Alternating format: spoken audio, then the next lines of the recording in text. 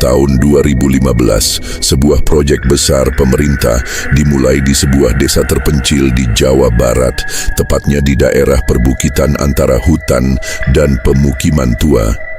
Proyek itu adalah pembangunan jalan baru yang akan menghubungkan 3 kecamatan dan membuka akses ekonomi desa yang selama ini terisolasi.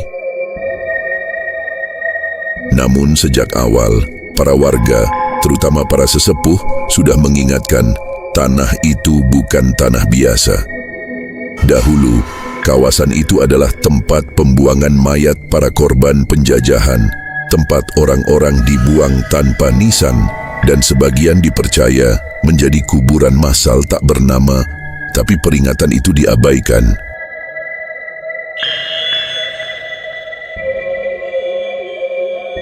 Baru seminggu pengerjaan dimulai, sebuah kecelakaan menimpa seorang operator alat berat, namanya Asep, orang Bandung.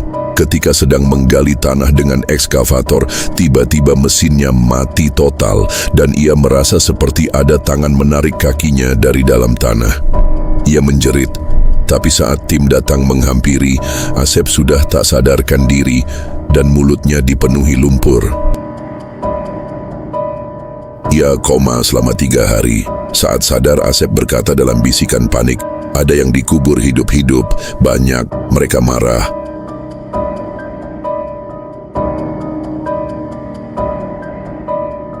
Merasa terganggu, mandor proyek bernama Pak Togar, seorang pria asal luar daerah, diam-diam memanggil seorang dukun tua dari daerah selatan.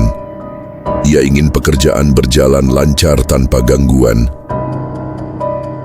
Dukun itu melakukan semacam ritual penenangan tanah, tapi syaratnya berat, tumbal jiwa. Tak harus manusia katanya, tapi kalau manusia proses lebih cepat dan lebih sunyi. Pak Togar yang ambisius mulai mempertimbangkan. Ia tak ingin proyek ini gagal, maka di tengah malam, ia dan dukun itu melakukan ritual gelap di tengah hutan yang akan dijadikan jalan. Mereka mengorbankan seekor kambing dan menguburnya hidup-hidup dengan mantra khusus. Tapi, 1 nyawa tak cukup. 2 minggu kemudian, pembangunan jalan lancar kembali. Tapi bersamaan dengan itu, warga mulai menghilang. Seorang anak kecil hilang saat bermain dekat lokasi. Disusul seorang ibu rumah tangga yang pergi mencari kayu dan tak kembali.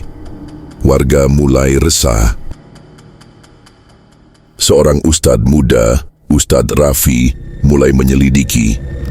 Ia menemukan beberapa benda ritual terkubur di titik tertentu jalur proyek. Tulang kambing, kemenyan, bahkan sisa kain kafan yang tak semestinya. Ini bukan pembangunan biasa, katanya. Ini sedang dibangun di atas tumbal. Malam-malam mulai terasa aneh. Jalan yang sudah jadi mulai hidup.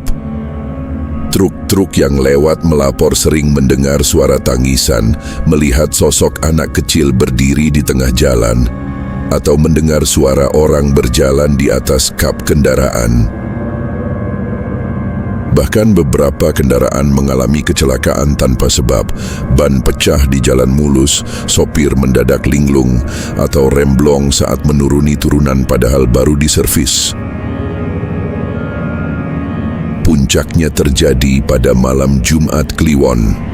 Pak Togar yang mulai sering mengalami mimpi buruk di mana ia ditarik ke dalam tanah oleh tangan-tangan hitam berlumpur, akhirnya ditemukan tewas tergantung di pos jaga proyek.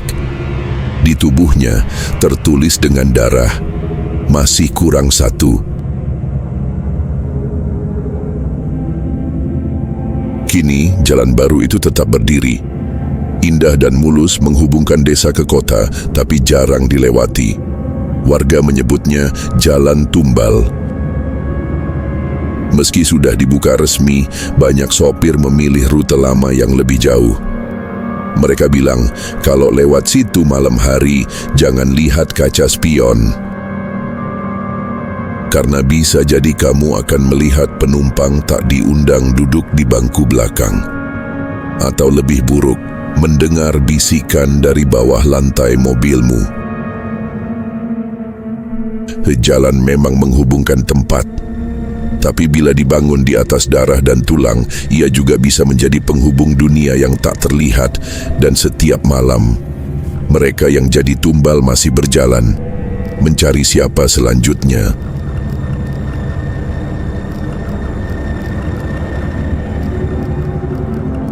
Mau tahu cerita-cerita seperti ini lebih banyak lagi?